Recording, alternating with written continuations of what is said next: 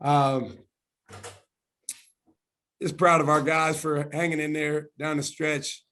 Certainly got to give Kansas State a lot of credit for the plays that they kept making, shots they kept making. I thought to start the game, we didn't have the defensive activity and intensity that we had the other day against Oklahoma State, and Kansas State really capitalized. They made some really good shots, tough shots. We get the lead in the second half. I think we got up by as much as 16, but there's a ton of plays to learn from there.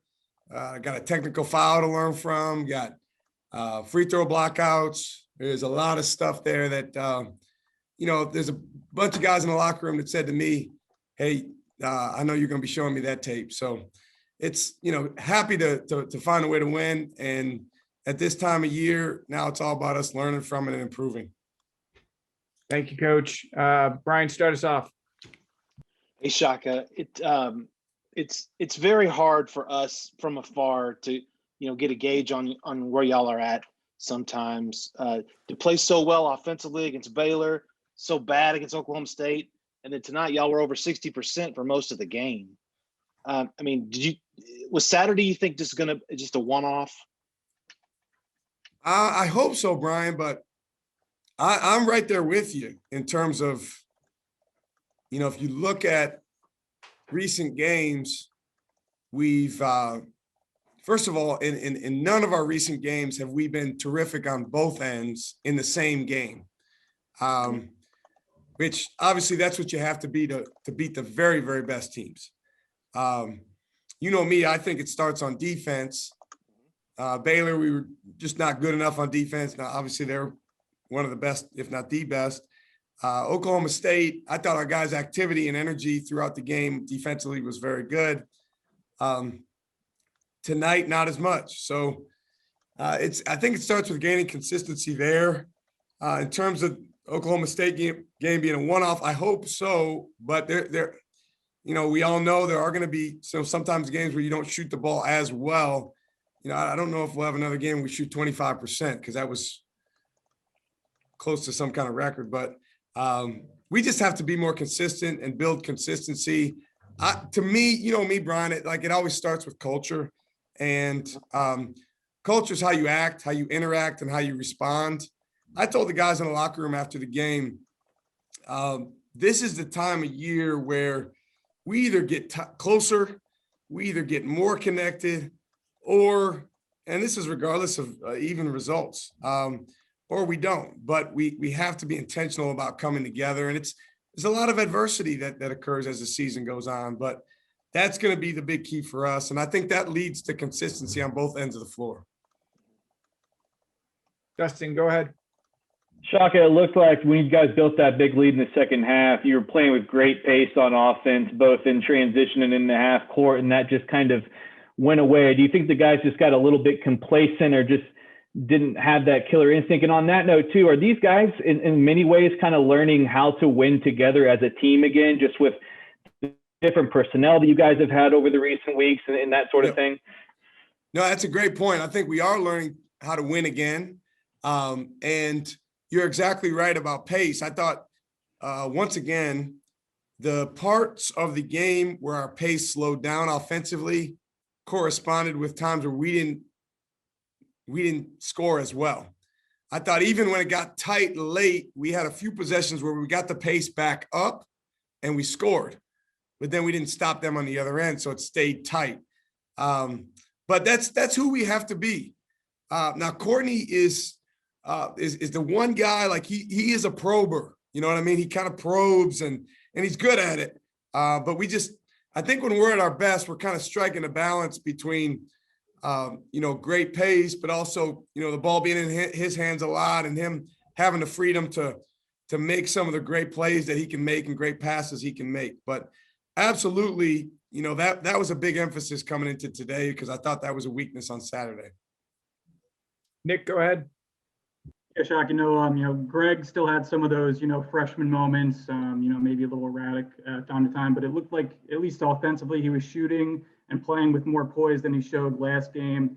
Did you sense that? It just looked like he was really shooting it with confidence and taking the smart shot that was there. Nick, I think this was one of his better games. I just think he really played with poise. He really had the look of a guy that was playing efficiently. He rebounded the ball well. Obviously helps, that he made those shots. I thought his last three was just a huge shot for us. It's too bad that he couldn't play more minutes, because the way he was playing, if he can play 30 minutes, then, that really, really helps us. But that, he got the technical foul, got some foul trouble in the first half. We're just going to have to stop getting technical fouls, basically. It's pretty simple. Just not say anything to the refs and not stare down the opposing team. Bob, go ahead. Shaka, apologize. The stats were kind of all over the place from what we saw, but it looked like you had about 10 turnovers tonight, somewhere in that range. Can you touch on that after Saturday and what you emphasized there? And then just the end of the game, getting the ball in bounds, making the free throws, everything you did to make the plays to win the game. Yeah, we've really been harping on taking care of the ball better. I thought our guys did a good job of that for the most part. We had some in the second half when they were making their run that certainly we need to correct. But we have a team with older guards. We should be able to take care of the ball really well. Bob, one thing that's been an issue a little bit, and it happened tonight once or twice, is some of our taller, bigger guys trying to do more than they should with the ball. And at the end of the day, it's like, just get the ball to Matt and Courtney and Andrew, and then they're going to get it back to you because those guys are unselfish guys. But I'm proud of the way the guys made free throws. Matt was so upset with himself for missing that dunk that, you just look like somebody kind of stole his puppy dog, but he had enough internal fortitude and toughness. He's a tough kid to step up, and I think he made 5 out of 6 or something like that. We didn't have the stats either, Bob, so I'm not sure what the stats ended up as, but we played, we got the ball in bounds, we were strong with it, we got fouled. The guys executed some defensive, coverages. We fouled on purpose. They did a good job there. Got time for 3 last ones. Cedric, go ahead. Yeah, Shaka, when you're in close games like this, it's a test of fortitude, and teams that are together mentally usually can come out on top of these. Where's your team? Where's your locker room in that area as far as togetherness and chemistry at this point of the season? And I'll tell you what, I'll be 100% honest with you on that. We really are figuring that out. I mean, I think our guys have been really good in that regard all season, all things considered.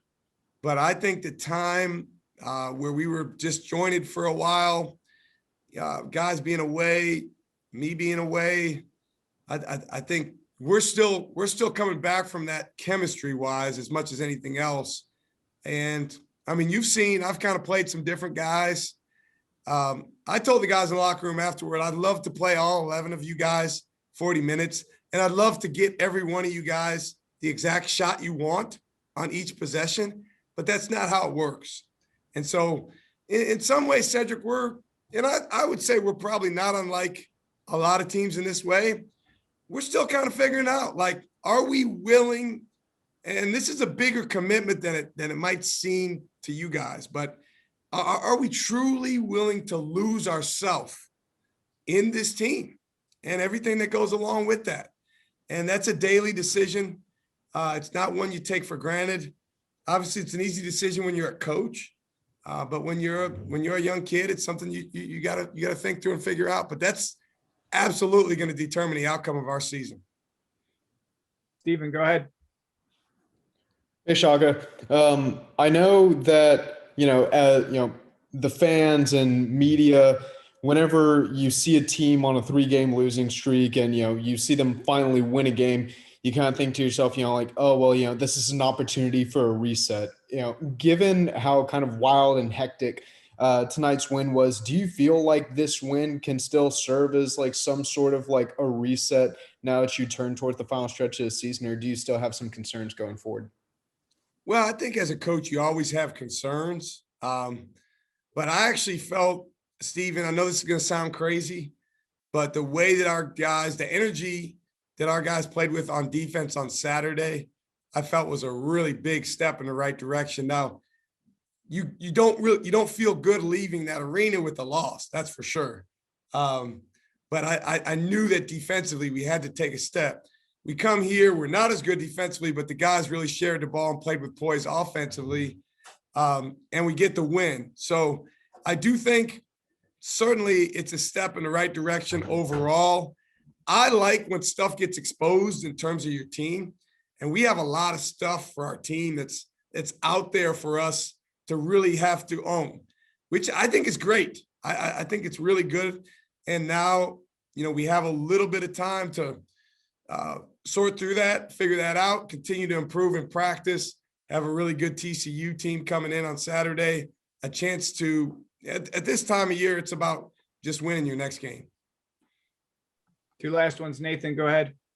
Hey, Shaka, what do you think of Courtney's night tonight? And also, just for Courtney and also other guys that have missed time, do you think there's still that element of shaking off rust and, they might not have been like 100% back at Oklahoma State?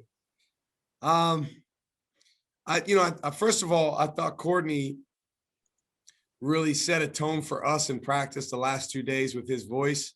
I told him coming out of that Oklahoma State game, I said, man, whether you like it or not, your energy and voice is more impactful than anyone on our team. So when you get down or you get frustrated because the play's not going your way or you're having a tough shooting day, you still have to really, really give off the right energy and help your teammates. And I thought he did a great job of that the last couple of days. I thought he played well today early on. In the second half, there was some plays that certainly he would like to have back. But he had a level of buy-in to team and winning, which at the end of the day is the foundation. Can we kind of get him all the way back into the rhythm that we want him to be in? Absolutely.